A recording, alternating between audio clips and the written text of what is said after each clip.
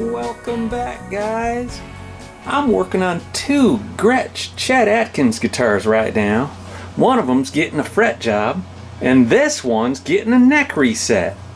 They both have binding rot, which is what you see all this Frankenstein stuff here. I'm gonna peel this off. I was just trying to secure the... Oh, see, that's bad. This binding rot is really bad. I just pulled off a piece. Alright, we're not going to be doing that today, but we will get started with resetting the neck. It sounds like a lot of fun. You can get a feeler gauge in there right now.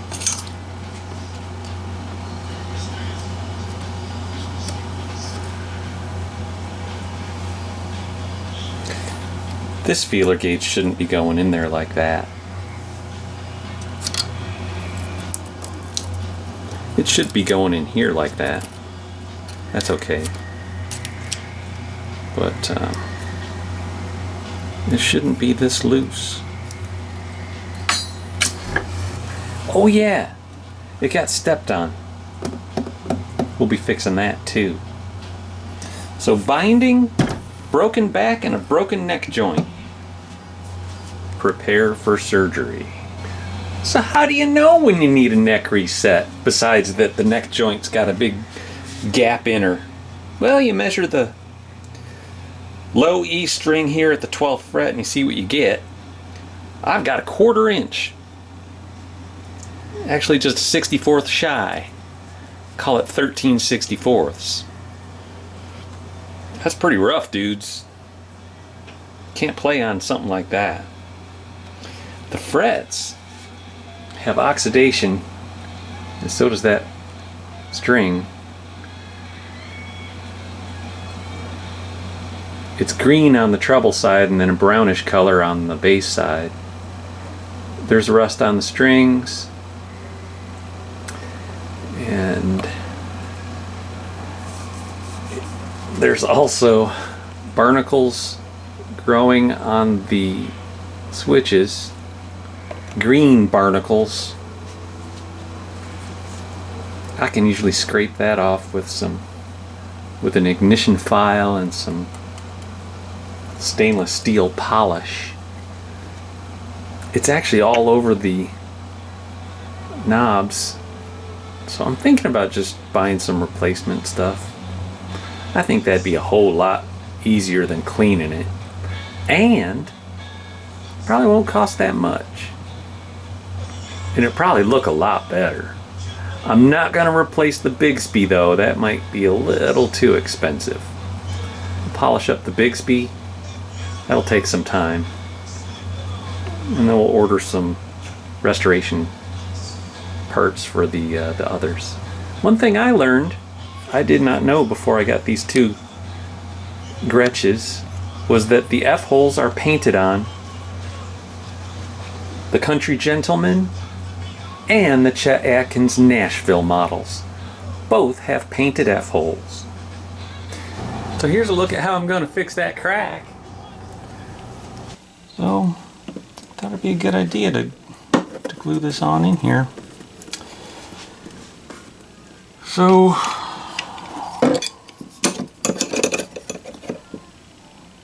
we go.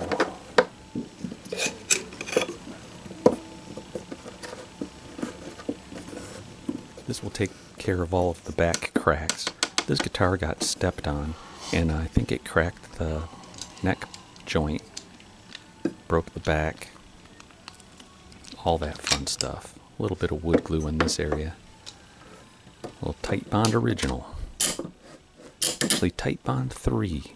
Next I'm going to work on removing the dark wood plug, ebony wood, with a drill. I'll drill a number of small holes. Look at the binding in the cutaway there. See how it's kind of shrunken? I'm going to, in a few minutes here, work on heating that and stretching it back out. I'm also going to repair a little piece of binding that was missing around the 20th fret, right at the top of the fretboard. Also, I'm going to use some Tight Bond 3. Working with pieces of material this small is kind of difficult. I'll add a little bit of glue. Use some hemostats to grab that thing. It's so small.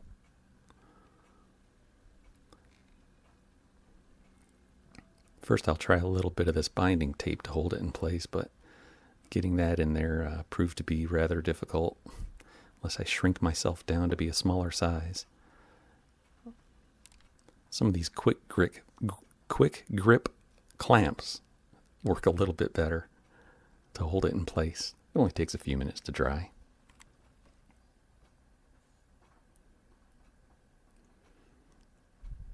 Keep drilling at that sucker. Finally it'll kind of break away, and then I'll be able to back out this big old wood screw. Okay, in the cutaway there you can see that binding that's shrunken, and there's a little gap there again. I'm going to heat that up and stretch it out, add a little bit of glue, clamp it into place. I use binding tape as a clamp. I'm using the brown binding tape. Of course, these binding repairs aren't the main focus of this job. The main focus is to get it playable again. The binding is just pretty much cosmetic, and people have mentioned to me that the best way to do this is to remove the binding and replace it all. That would cost a lot more than buying a whole new, brand new, or a used, excellent condition Country Gentleman. I charge like $350 per side to replace binding, and I don't think I'd actually even take on a job that size to replace the whole binding on an entire guitar. That would be extremely difficult. And here's the moment of truth. Let's see if this sucker backs out without a... Yeah, here we go. It's backing out nice. I did order some new gold hardware. I decided that it was available on reverb.com. I think I found one of the items on eBay. But I got some brand new gold knobs, switch tips, stuff like that coming. There's also a new bracket for the pickguard. Now we can see that the neck joint is held on by a little bit of glue.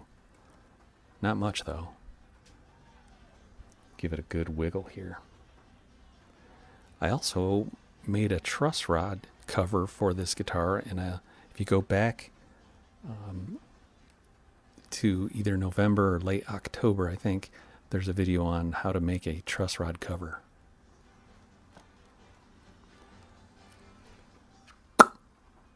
Popped right off.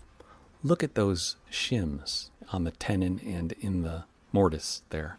They are a full millimeter thick on both sides. I did have to make a kind of tapered shim for the bottom of the tenon to kick back the neck angle so that we could raise that adjustable saddle up. This is a Japanese saw. Makes a real fine cut.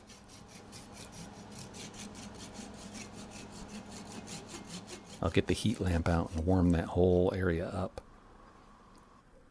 Glue it and clamp it. So there was a little bit of back and forth as far as how that tapered shim was working in the neck pocket there. I did not film it all because I was a little nervous.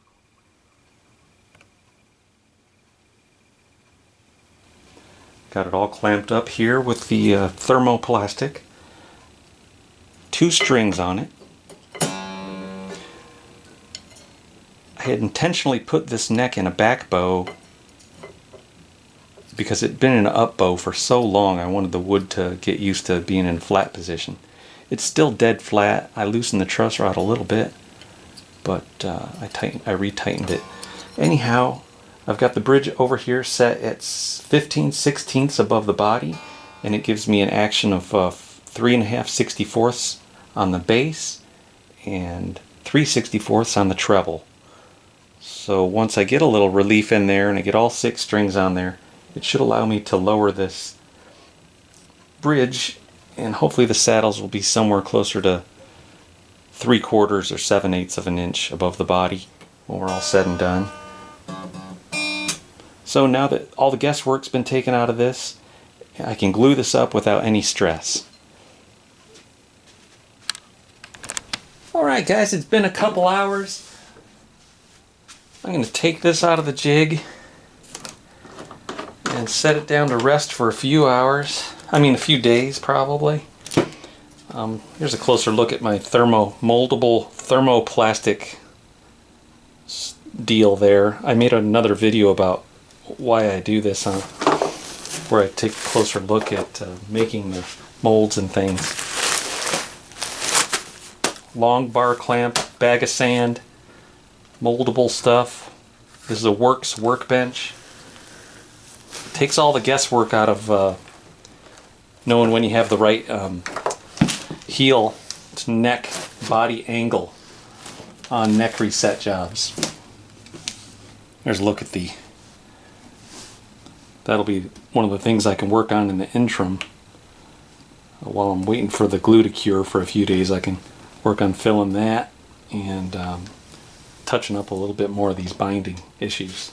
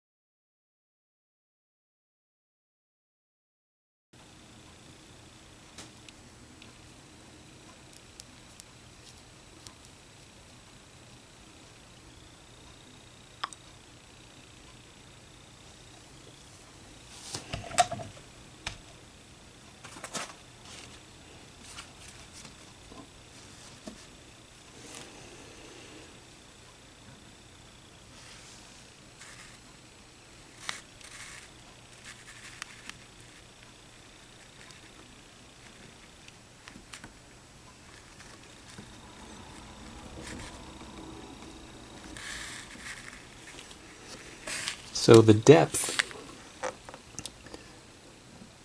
of the plug was 85 thousandths of an inch. When I checked the depth of the hole, I was at 1.03. So the dowel is just slightly thinner than the cavity. It feels perfect. Just perfect.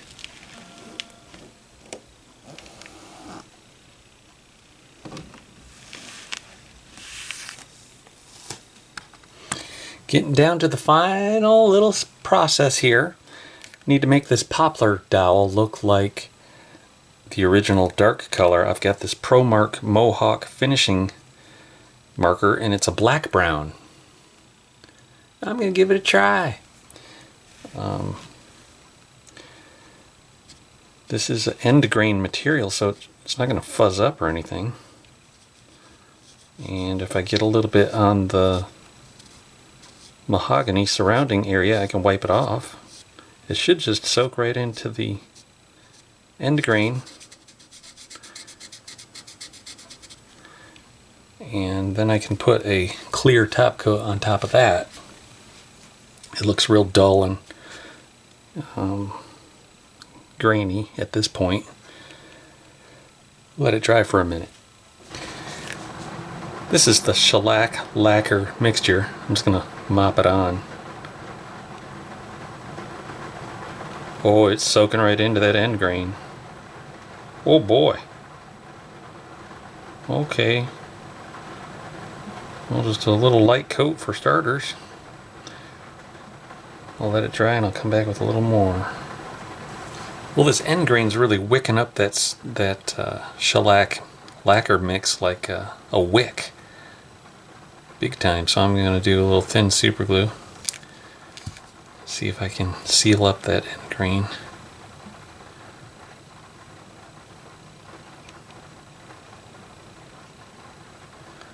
I'll let that dry for a minute.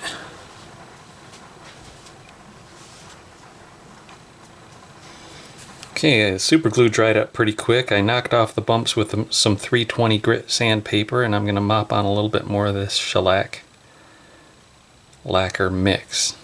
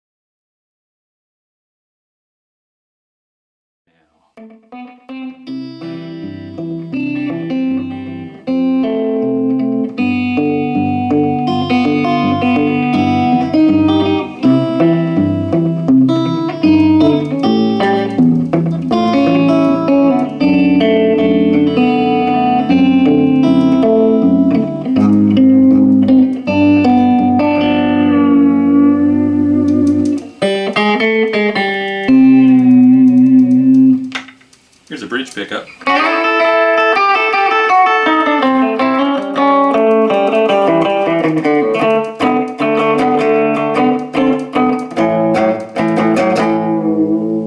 Something's rattling. We'll get that fixed. Neck pickup sounds real nice.